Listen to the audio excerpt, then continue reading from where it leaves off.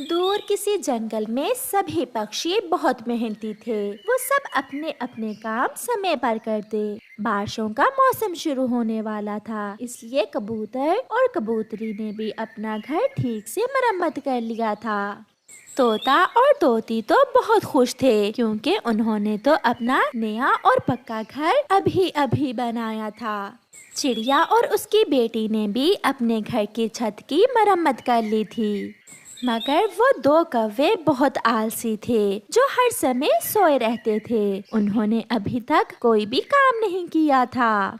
कालू, मैं जा रही हूँ। मैं बारिशों के दिन अपनी माँ के पास गुजारूंगी। मुझसे तो घर की मरम्मत का काम नहीं होता। जाओ जाओ, अगर जाना है तो जाओ, मेरी नींद तो खराब ना करो। गोरी चली जाती है और कालू जी फिर से सो जाते हैं। ऐसे ही 2 दिन गुजर जाते हैं और फिर एक शाम आसमान पर गहरे बादल छा जाते हैं और तेज बारिश शुरू हो जाती है। कबूतर अपने घर में बैठा बारिश के मजे ले रहा था और उसकी पत्नी मीठी नींद सोई हुई थी। चिड़िया ने भी अपनी बेटी को सुला दिया था। मगर कालू कौवे का घर तो थोड़ी देर बाद ही टपकने लगा था। सारे घर की छत में से पानी अंदर आ रहा था। क्या करूं, ठंड भी लग रही है और ऊपर से ये पानी मुझे सारी रात सोने नहीं देगा। देखता हूँ, चिड़िया के पास जाता हूँ और आज की रात वहीं गुजारता हूँ। ये सोचकर आलसी कौवा चिड़िया के घर की तरफ जाता है। चिड़िया चिड़िया, दरवाजा खोलो। ऐसा कहते हुए कौवा चिड़िया के घर के दरवाजे पर दस्तक देता है। लो, आ गया वही काला कौवा, मुझे और मेरी बेटी को तंग करने। चल भाग यहाँ से, आलसी कहीं के। मेरी बेटी सोई हुई है और मेरे घर में इतनी जगह नहीं है। कौवा समझ गया था कि अब चिड़िया उसकी बातों में आने वाली नहीं, इसलिए कौवा वहाँ से उड़ जाता है और पहाड़ों पर जाकर एक पेड़ के नीचे बैठ जाता है। वो सारी रात वहाँ बैठकर गुजारता है। सुबह हो जाती है, मगर बारिश पहले से भी तेज थी। कौवे का ध्यान जब अपने पंखों पर जाता है तो उसके पंख पूरी तरह लाल हो चुके थे। अरे, ये मेरे पंख कैसे लाल हो गए? हाँ, दादी बताया करती थी कि मेहंदी के पेड़ पर जब पानी गिरे तो उसी से लाल रंग बनता है। शायद ये मेहंदी का पेड़ ही है। मैं जाकर चिड़िया को पागल बनाता हूँ। हो सकता है इस बार चिड़िया मेरी बातों में आ जाए। फिर कौवा भागा भागा चिड़िया के पास जाता है और खिड़की से जाकर चिड़िया से कहता है, चिड़िया चिड़िया, देखो तो मेरा रंग कितना सुंदर हो गया है। चिड़िया भी कौवे का रंग देखकर हैरान हो जाती है। वाह कौवे, तुम्हारे पंख तो बहुत सुंदर लग रहे हैं। ये कैसे हुए? जंगल में एक पेड़ है जिसके पत्तों से बारिश का पानी लाल होकर गिर रहा था। चलो मैं तुम्हारे पंख भी ऐसे ही कर देता हूँ। चिड़िया कौवे की बातों में आ जाती है। तुम मेरे साथ जाओगे तो फिर ही जाऊंगी मैं। हाँ हाँ, मैं तुम्हारे साथ ही जाऊंगा। फिर चिड़िया कौवे के साथ उस पेड़ की तरफ चली जाती है। वहाँ पहुँचकर कौवा चिड़िया से कहता है, चिड़िया, यही है वो पेड़। देखो कैसे लाल रंग का पानी टपक रहा है इस पेड़ के पत्तों से। सच में कौवे, ये तो बहुत सुंदर है। मैं भी अपने पंख लाल करूँगी। चिड़िया पेड़ के नीचे बैठ जाती है। अब मैं जल्दी से चिड़िया के घर में जाकर अंदर से कुंडी लगा लूंगा। कौवा वहाँ से भागता है, मगर चिड़िया भी उसे देख लेती है। चिड़िया को शॉर्टकट रास्ते का पता था, इसलिए चिड़िया कौवे से पहले ही अपने घर में पहुँच जाती है और घर में जाकर अंदर से कुंडी लगा लेती है। जब कौवा वहाँ पहुँचता है तो चिड़िया को घर में देखकर रोने लग जाता है।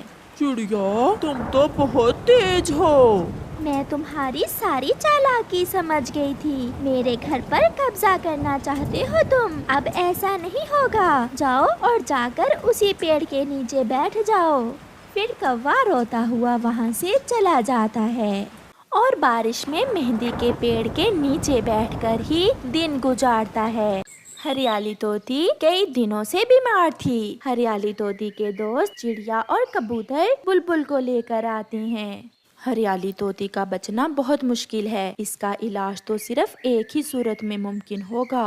बताइए बताइए बुलबुल, हम सब करेंगे। हम अपनी हरियाली सहेली को बचाने के लिए सब करेंगे।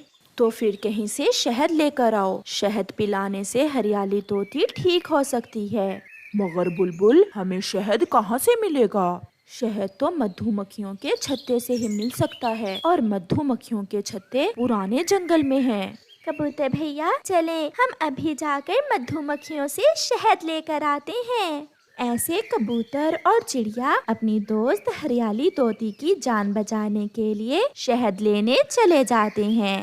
वो पुराने जंगल में जाते हैं। वो इधर उधर उड़ते हैं, मगर उन्हें कहीं भी मधुमक्खियों का छत्ता नजर नहीं आता।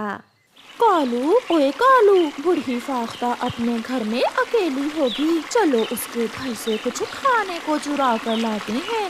भूख तो मुझे भी बहुत लगी हुई है। चलो आज बूढ़ी फाख्ता का भोजन ही छीन लेते हैं। कौवा और कौवी बूढ़ी फाख्ता के घर की तरफ चले जाते हैं। बूढ़ी फाख्ता अपने घर के बाहर बैठी हुई थी। कौवे वहाँ जाते हैं। बूढ़ी फाख्ता, इस कटोरी में क्या है? इसमें मेरी दवा है। चलो भागो यहाँ से। तुम फिर आगे हो मुझे तंग करने, दुष्ट कौवे कहीं के। बूढ़ी माँ जी, लाओ तो हम भी तुम्हारी दवा पी कर देखें कि मीठी है या कड़वी। ऐसा कहते हुए कौवा बूढ़ी फाख्ता से वो कटोरी छीन लेता है। बचाओ बचाओ, कोई मुझे दुष्ट कौवों से बचाए। कौवे वहाँ से भाग जाते हैं। चिड़िया और कबूतर बूढ़ी फाख्ता का शोर सुनकर वहाँ आ जाते हैं। बूढ़ी माँ जी, क्या हुआ है? आप रो क्यों रही हैं? वो कौवे मेरी कटोरी छीन कर ले गए। कोई मुझे मेरी कटोरी वापस ला दे। चिड़िया, वो जा रहे हैं दुष्ट कौवे। हमें इस बूढ़ी फाख्ता की मदद करनी चाहिए। चिड़िया और कबूतर कौवों के पीछे लग जाते हैं। कालू, जल्दी उड़ो और तेज उड़ो। उस बूढ़ी फाख्ता ने कबूतर और चिड़िया को हमें पकड़ने भेजा है। कौवा और कौवी जल्दी से जाकर झाड़ियों में छुप जाते हैं। कहाँ गए? अभी तो यहीं थे। कहाँ जा सकते हैं वो जरूर यहीं कहीं छुप गए हैं। कालू, हिलो मत, कहीं चिड़िया और कबूतर को पता ना चल जाए कि हम यहाँ छुपे हुए हैं। कौवो, जहाँ भी हो सामने आ जाओ और बूढ़ी फाख्ता की कटोरी वापस कर दो। अगर तुम सामने ना आए तो हम इन झाड़ियों को आग लगा देंगे। गोरी, अगर सच में मोटे कबूतर ने झाड़ियों को आग लगा दी तो हम मर जाएंगे। ये गंदी आंखों वाला कबूतर जब भी मैं कुछ चुराती हूँ पुलिस बनकर पहुँच जाता है, कमबख्त कहीं का।